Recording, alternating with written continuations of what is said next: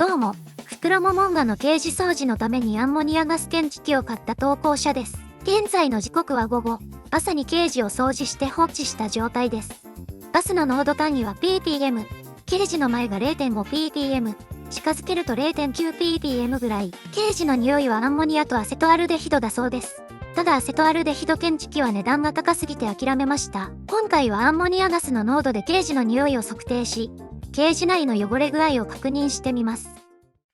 他の場所と比較してみます。ここは車通り多い道。ここではだいたい 0.1ppm から 0.2ppm でした。車通り多いとはいえ割とアンモニアガスの濃度は低いんですね。そりゃそうか。変わりまして都内某所の公衆トイレです。公衆トイレとしては比較的綺麗な場所です。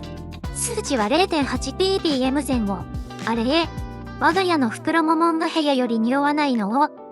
さすが、清潔にされていますね。ここは都内某所の公園。あえて花壇の前で測定しました。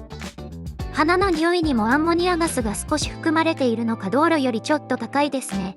それでも 0.2ppm ぐらいでしょうか。ここは某喫茶店のお店の数値です。コーヒーの香りや人の多さが特徴ですかね。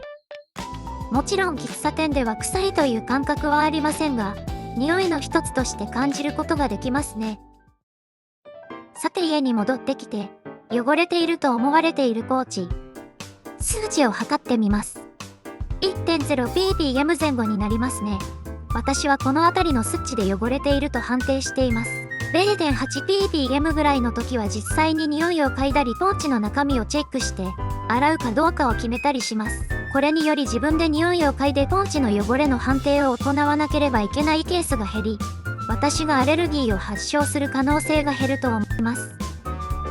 朝の掃除をし終わった後のケージの ppm の数値はこちら、0.5ppm ぐらいです。1ケージあたり5分程度の掃除。ウェットティッシュによる拭き掃除とポーチなどの寝床の交換だけでこれくらいの濃度にはなります。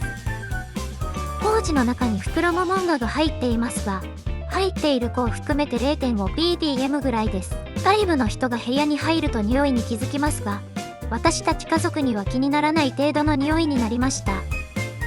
ケージの掃除、および匂い計測に付き合ってもらった袋モモンガにおやつを与えて機嫌直し。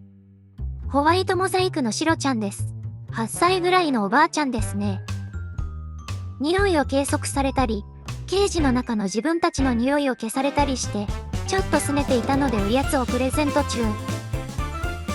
検証、実験に付き合ってくれてありがとうね。これからも長生きしてね。私も掃除頑張るからね。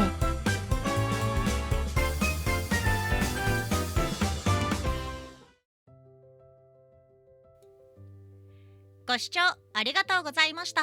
もしよろしければチャンネル登録、高評価お願いします。それでは次の動画で会いましょう。また見てくださいね。